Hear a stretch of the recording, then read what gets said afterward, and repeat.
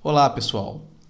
Bem-vindo, bem-vinda ao curso de formação de peritos judiciais.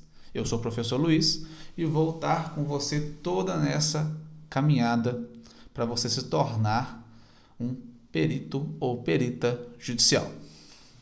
Vamos lá. Para você entender, primeiramente, o que é a perícia judicial, é muito importante você conhecer da história da criação da perícia judicial. Como que eu posso te informar e começar sobre o porquê que foi criada a perícia?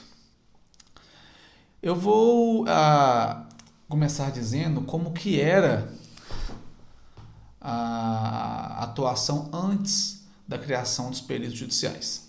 Vamos lá. Antigamente, quando o juiz precisava de um perito ou perita judicial nos autos para atuar, para o ajudar com a ação, né? Ele contactava uma pessoa com a devida especialização de outra instituição, né? Então você tinha aí, por exemplo, o juiz estava tendo um problema na ação em que o autor e o réu discutiam sobre o valor de um imóvel, tá? O juiz ele entende de direito, né? E ele não entende a questão, o valor que o imóvel vale, a valoração ou a depreciação que o aluguel teve, né? Então ele chamava um oficial de justiça.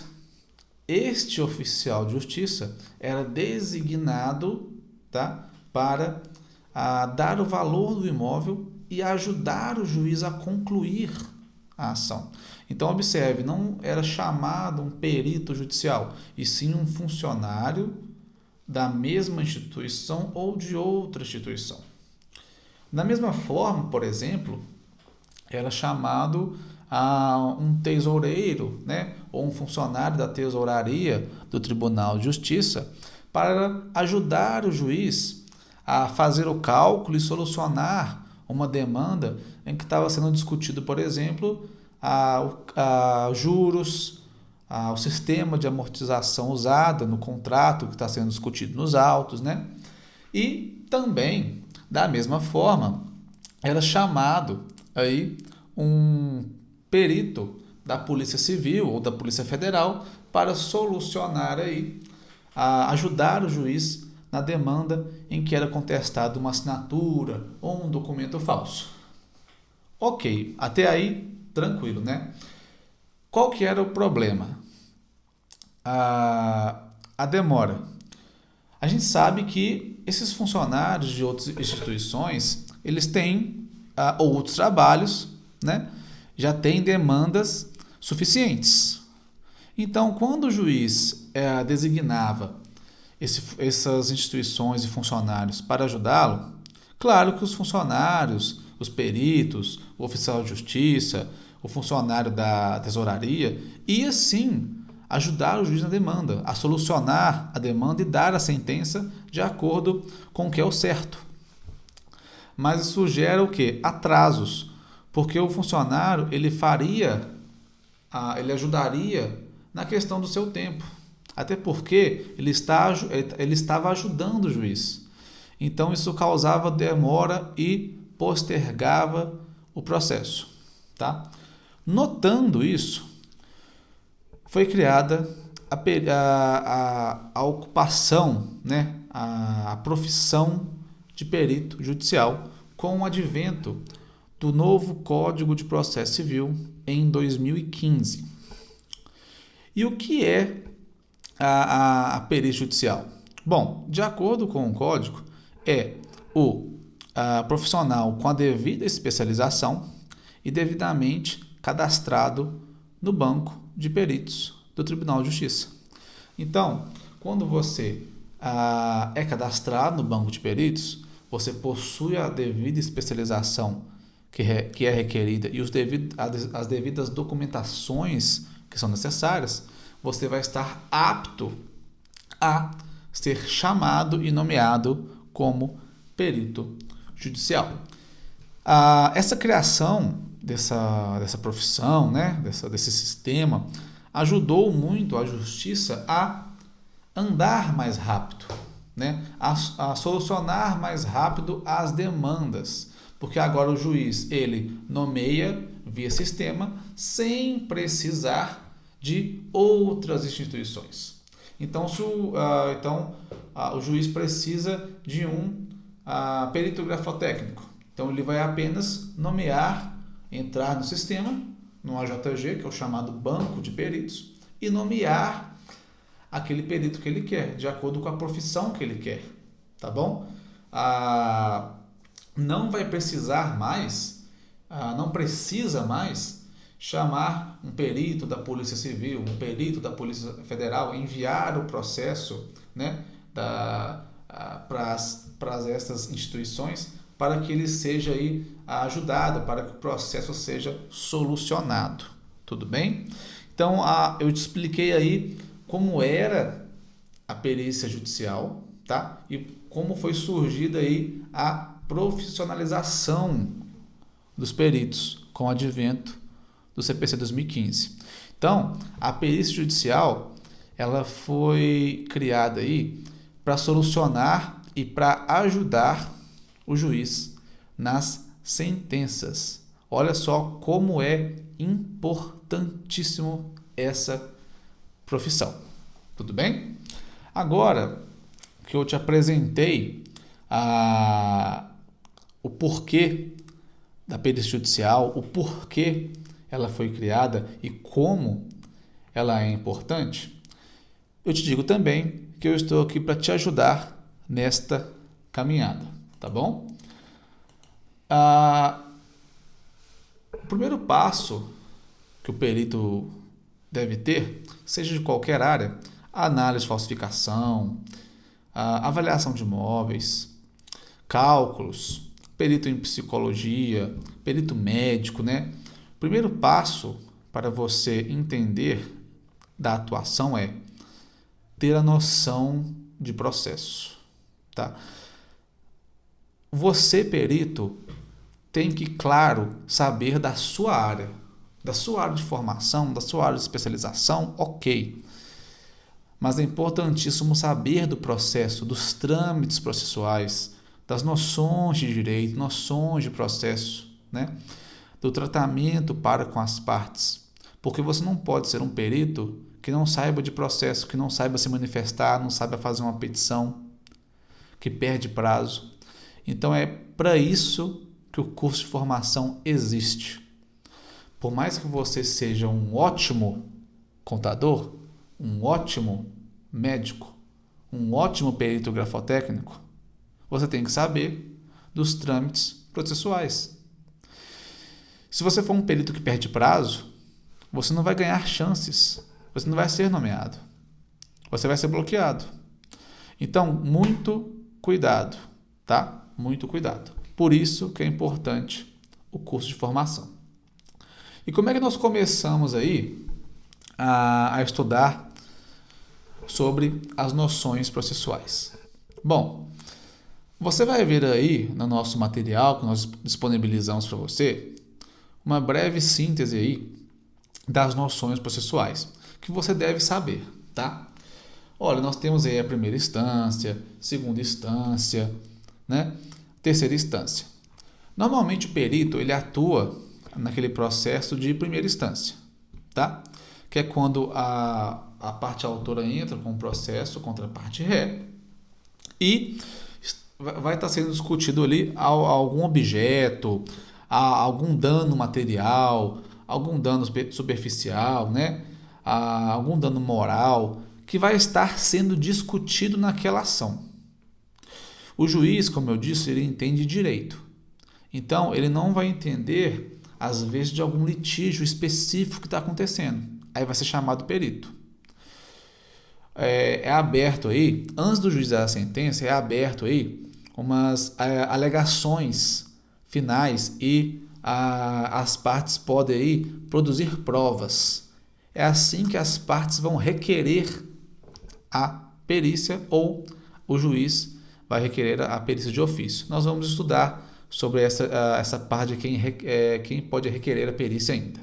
Mas, voltando sobre as noções do processo, você tem que entender que você vai ser chamado aí na primeira instância para ajudar o juiz a dar aquela sentença na primeira instância. Então, como eu disse,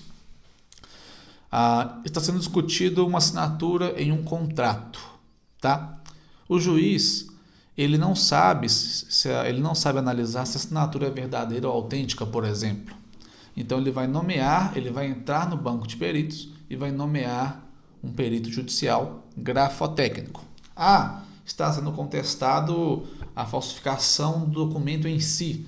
Se o documento foi adulterado, se foi realizada ali alguma colagem, alguma supressão, alguma raspagem, ele vai chamar um perito documentoscópico. Está sendo aí contestado numa ação de herança que foi deixado alguns imóveis, o valor de cada imóvel para que os herdeiros não fiquem em prejuízo. Um receba um valor a mais que o outro, um receba um imóvel aí com valor inferior ao outro herdeiro, né? Para isso, o juiz não sabe o valor de cada imóvel. Como que o juiz vai avaliar se o imóvel realmente vale X se ele não tem essa especialização? Por isso, chama um perito em avaliador de imóveis, né? Que pode ser aí hoje engenheiro, arquiteto ou corretor. Então, essa é a noção que você tem que entender de como o perito vai entrar no processo, tá bom? Aí você vai estudar aí no nosso material que nós deixamos sobre a primeira instância, a segunda instância e a terceira instância. Normalmente, quando já tem aí o trabalho do perito, ele se encerra na primeira instância, tá? Depois que você dá o seu laudo pericial, as partes vão ter aí um prazo para apresentar aí a manifestação sobre o seu laudo e depois que não tem mais nenhuma manifestação do perito também, vai dar como encerrada a prova pericial. Mas essas questões nós vamos ver mais à frente, tá bom? Agora, depois você vai ver também no material o glossário jurídico, né? O glossário aí de termos jurídicos. Por que é importante? É importante porque o perito hoje que não está familiarizado com os termos jurídicos, o que é totalmente normal, não fique achando que tem problema, tá? Mas você, é claro, tem que entender alguns termos que vão aparecer mais no processo, tá bom? Então, assim, quem é formado em direito, quem é advogado, já está mais familiarizado com esses termos. Mas você, que às vezes é contador, engenheiro, né, psicólogo, formado aí em outra profissão que não está familiarizado com essas questões, você tem que dar uma passada, dar uma lida, estudar sobre os termos jurídicos, tá bom? É claro que nós podemos citar aqui os mais importantes, como, por exemplo, despacho. Despacho é uma decisão do juiz, tá? Uma decisão do juiz sobre certa matéria naquele ramo, naquela parte processual específica. Ou seja, a parte autora pediu a perícia. Então, depois, o processo vai a concluso. O que é o processo concluso? O processo vai para o juiz analisar. Tá? Depois, ele vai dar um despacho informando se aceita o requerimento da parte que solicitou a perícia. E depois vai ser nomeado um perito. Olha para você ver, as palavrinhas-chave, essas você tem que entender. O que é um despacho?